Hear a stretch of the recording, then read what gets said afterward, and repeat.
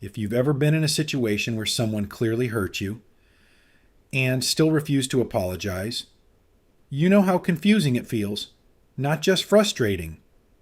Confusing because it's obvious, right?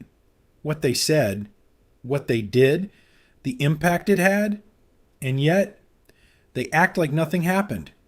Or worse, they shift the blame, or they go quiet, or they double down, and you're left there wondering, do they not see it, or do they just not care? But here's the thing most people miss. People who never apologize usually aren't reacting to the situation itself. They're reacting to what apologizing means to them. It often starts small. They interrupt you, talk over you, dismiss something you said. You point it out gently, not aggressively, just honestly. And instead of a simple, yeah, sorry about that, you get defensiveness. I didn't mean it like that. You're overthinking. Why are you making this a big deal? It doesn't look like avoidance at first. It looks like disagreement. But underneath that, something else is happening. Because for some people, apologizing isn't just admitting a mistake. It feels like admitting something much bigger, something heavier. For them, being wrong doesn't stay contained to the moment. It spreads. It becomes, if I was wrong here, what else am I wrong about? If I hurt you, does that make me a bad person? If I admit this, do I lose control of how you see me? So instead of facing the discomfort, they protect against it, not consciously, not strategically, instinctively. That defensiveness, you see, that refusal to say sorry, that's not confidence, that's protection. A lot of it is tied to shame, not guilt. Those are different. Guilt says, I did something bad. Shame says, I am bad. And for someone who hasn't learned how to separate those two, an apology feels dangerous because it doesn't feel like correcting behavior. It feels like exposing identity, so they avoid it, they deflect, they justify, they rewrite the story.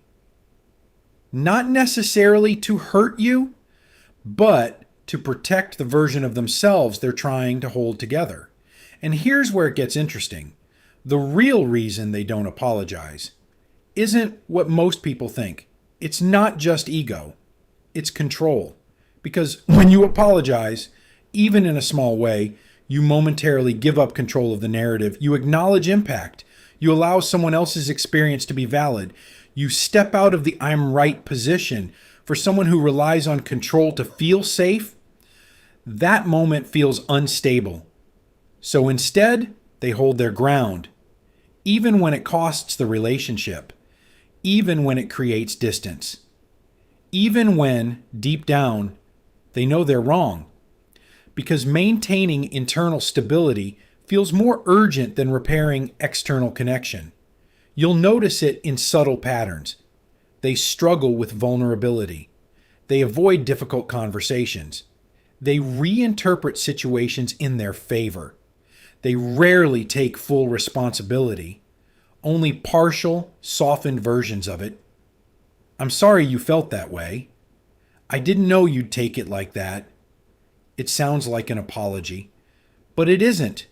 It's a way to stay protected while appearing cooperative. And over time, this shapes their identity. They become someone who always needs to be right, or at least never fully wrong, not because they believe they're perfect, but because being imperfect feels unsafe. So they build a version of themselves that can't easily crack, even if that means disconnecting from people, even if that means repeating the same patterns. And if you've ever been on the receiving end of that, you probably felt unseen, maybe even invalidated, because what you were really looking for wasn't just an apology.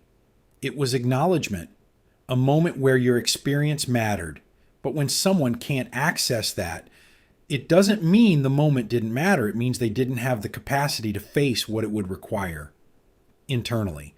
And that's a very different thing. So when you look at people who never apologize, you're not just looking at stubbornness, you're looking at a system, a pattern built around avoiding shame, protecting identity, and maintaining control.